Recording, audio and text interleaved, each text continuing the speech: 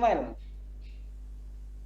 Siap, ini sekaligus memberikan sedikit teaser, teaser, gokil. Tentang penelitianku itu kan tersusun dari 3 perkara. Perkara pertama itu atau 3 jurus pakai pakai istilahnya Gus ini. Jurus pertama itu kan Kiai Imad memiliki pedang yang bernama Asyadara Al Mubarakah. Itu dipakai Kiai Imad untuk menganulir nama Ubaidillah gitu. Itu nanti ya bakal aku uraikan dalam bentuk video. Aku bisa menyebutkan secara pakem ya, karena ini kan indeks dari manuskrip itu kan tertata dengan baik. Bahrul Ansab yang ditulis Tabaqatul Nasabin itu kan Asyhadu Al Barakah itu. Itu nanti aku bantah kenapa hal itu masih ihtimal untuk dipakai dalil. Terus yang kedua Oh, melacak Ubaidillah temanya ya. Tema yang kedua itu melacak Ubaidillah dari kacamata seorang historian.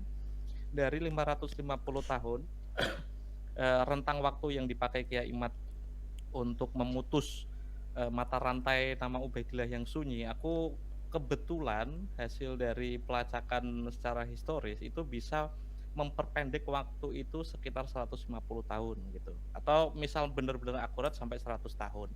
Itu kalau misal Kiai Imad masih memakai sirru silsilah an-nabawiyah kalau nggak salah dari Al-Bukhari itu mekanismenya sama, ada rentang waktu sekitar 100 tahun. Kiai Imad memakai sirru silsilah sebagai kitab yang muktabar. Maka penelitian ini seharusnya bisa memastikan Ubaidillah itu benar-benar ada. Terus yang ketiga ini yang paling seksi ini tentang tes DNA. Dulu sempat aku ngomong ya, opini pakar sama evidence base itu kan yang paling tertinggi itu kan evidence base. Kenapa aku pengen membahas hal ini, tapi aku nggak punya kredensi kawan-kawan, aku nggak punya kesarjanaan tentang tes DNA, enggak.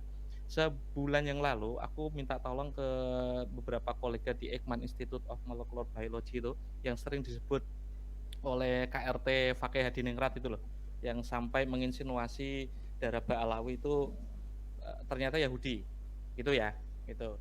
Aku mengumpulkan beberapa sampel dan ini tidak memakai jasa family tree DNA tidak. Ini adalah penelitian yang cukup mahal tapi prosesnya juga cukup lama. Bakal aku unggah mungkin 2-3 bulan lagi dan dalam bentuk jurnal mungkin ya, bukan bukan bentuk video gitu.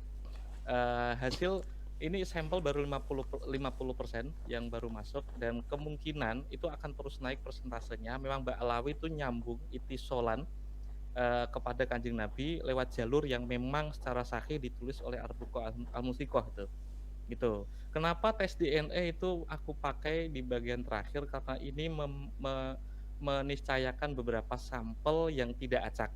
Family tree DNA, sikapku gini, tes DNA itu punya akurasi yang cukup Google itu ya, aku tidak tidak mengingkarinya. Jadi tes DNA itu satu hal, akan tetapi cara mengolah tes DNA biar biar bisa valid mempertemukan anak si fulan sampai Kanjeng Nabi dengan rentang waktu 1.500 tahun itu ada presidennya, ada rekam jejaknya. Sebuah penelitian dari rekan di Eijkman itu dan dari BRIN, Badan Riset dan Inovasi Nasional itu memberikan aku sebuah jurnal yang peer reviewed, yang udah diuji secara akademik dan ilmiah di depan saintis. Ada sebuah contoh keturunan Genghis Khan itu bisa menemukan garis silsilah laki-laki sampai ke Genghis Khan gitu, sampai ke Cina itu. Itu jadi bukti untuk tes DNA itu masih bisa dilakukan kalau misal dua hal yang tadi ya, kalau yang historis tadi itu masih madnun itu masih madnun, 75% aku bisa mempersempit 100 tahun. Kalau tes DNA dan dengan sampel yang cukup rapat, spesifik, aku bisa membuat membuat nasabah alawi yang awalnya madnun, seperti podcast sama Gus Zaini sama Kiai Hanan itu, menjadi makto. Nggak hanya ini urut ini Gus, ini langsung sahih secara ilmiah dan evidence base gitu. Jadi yang pertama kalau jurus pertama menganulir tentang kitab Asy-Syajarah Al-Mubarakah, aku bisa membuatnya menjadi ihtimal. Kan kemarin sudah sepakat ya, dalil yang masih ihtimal itu nggak bisa dipakai untuk argumen. Terus yang kedua dari kacamata historis dari 550 aku bisa membuatnya menjadi lebih sedikit lagi 100. Itu masih madnun. Kalau udah tes DNA dan ini baru 50-an% sampel sama possibility-nya ya sampai 50% ini.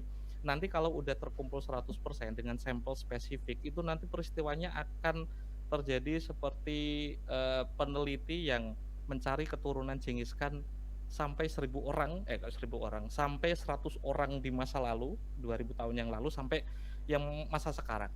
gitu. Awalnya menganulir, kedua memberikan madnon sampai ke derajat doni, terus yang ketiga bisa makto gitu. Itu closingku sih Gus. Nanti ya kalau nggak di YouTube ya di mana lah ketemu di tulisan di islami.co atau di Alif nanti. Gitu. Ya, siap. Untuk Gus Roma